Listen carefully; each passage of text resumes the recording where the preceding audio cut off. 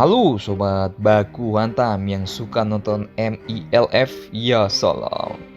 Pada hari itu, serdadu Tentara Merah di pos perbatasan tetap berjaga seperti biasa hingga sesuatu yang ganjil terjadi pada pukul 3.30 subuh pada tanggal 22 Juni 1941. Ada bintang-bintang aneh terlihat di kejauhan tapi bukan bintang gejora. Bintang-bintang ini melintasi wilayah-wilayah Polandia yang telah direbut Bapak Jerman kalian. Para serdadu jaga Rusia tak menyangka bahwa bintang aneh alias kerlipan lampu di langit ini adalah cahaya dari pesawat-pesawat Jerman. Jeng jeng jeng. Meski banyak mendapat penentangan termasuk dari jenderal-jenderal mereka seperti Gerd von Rundstedt, Jerman dan Hitler tetap melancarkan operasi Barbarossa. Dunia akan menahan napas, kata Hitler waktu itu dengan angkuhnya. Nein, nein, nein, nein, nein! Was alles soll ich von diesen Judenschweinen noch ertragen? Padahal 2 tahun sebelumnya ia menandatangani fakta tak saling serang bersama Menteri Luar Negeri Soviet waktu itu Molotov, namun Bapak Jerman kalian tak mengindahkannya. Pasukan Jerman bergerak cepat ke 3 jurusan di timur. Dalam waktu singkat, Blitzkrieg Jerman membuahkan banyak hasil.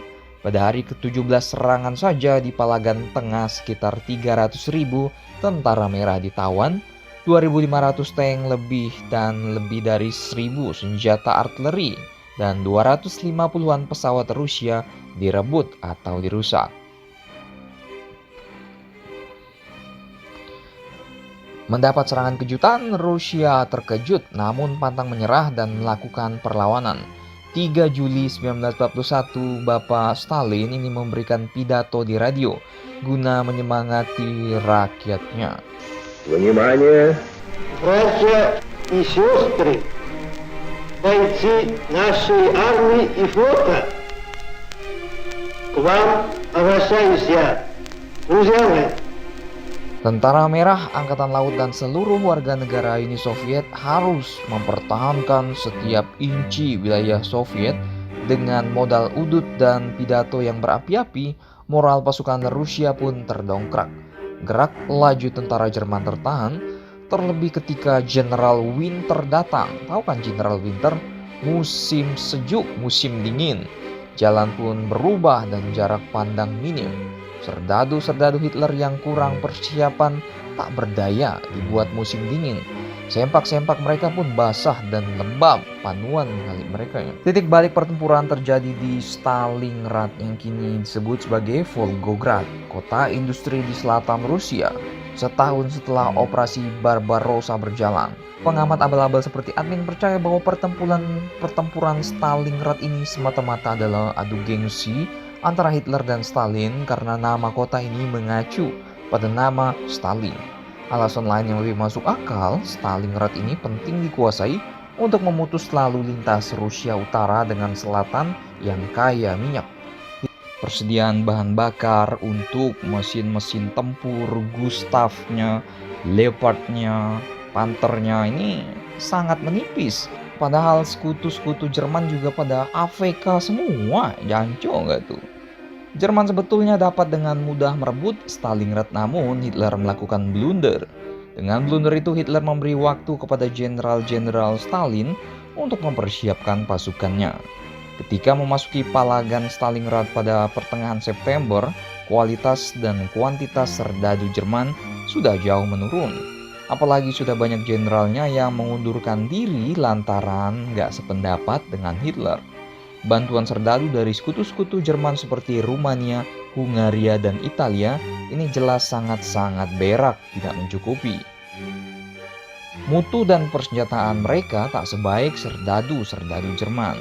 Namun Jerman terus maju hingga tepi Sungai Volga. Sebaliknya Rusia mengambil keuntungan dari keadaan ini. Stalin menunjuk Jenderal Georgy Zhukov untuk memimpin pertahanan Rusia di selatan, dan pada tingkat lokal dia mempercayakan tongkat komando pada Jenderal Vasily Chuikov. Seperti halnya Napoleon yang dulu, Rusia ternyata pandai menjebak Jerman masuk ke dalam perang kota. Baik Hitler maupun Stalin melarang serdadunya mundur Pertempuran sengit pun pecah. Stalingrad berubah menjadi tempat pertempuran paling brutal dalam Perang Dunia Kedua. Perlindungan di sana meledak sepanjang front sejauh mata memandang. Namun Rusian adalah tuan rumah. Rusian lebih tahu medan. Perlawanan gigih tentara merah yang didukung warga RT, warga kabupaten, warga kecamatan ini membuat frustasi Jerman. Reruntuhan bangunan kota bukan saja menghalangi gerak maju Jerman, tapi juga menjadi benteng berharga bagi Rusia dalam menyerang Bari. Pada 19 November 1942, Rusia melancarkan operasi balasan, Operasi Uranus yang dipersiapkan secara matang dengan melibatkan lebih dari 1 juta serdadu plus 14.000 senjata artileri Katyusha, 1.000 tank T-34 dan 1.350 pesawat. Zhukov ingin membuat serangan kejutan yang masif. Dalam serangan tersukses ini, Jerman telat merespon. Tapi Bapak Jerman kalian tetap menolak mundur. Bombardir pun terus dilakukan tentara merah. Jerman pun berada di dalam posisi defensif yang terseok-seok.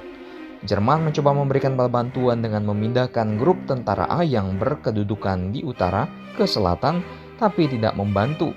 Serangan Rusia jauh lebih cepat.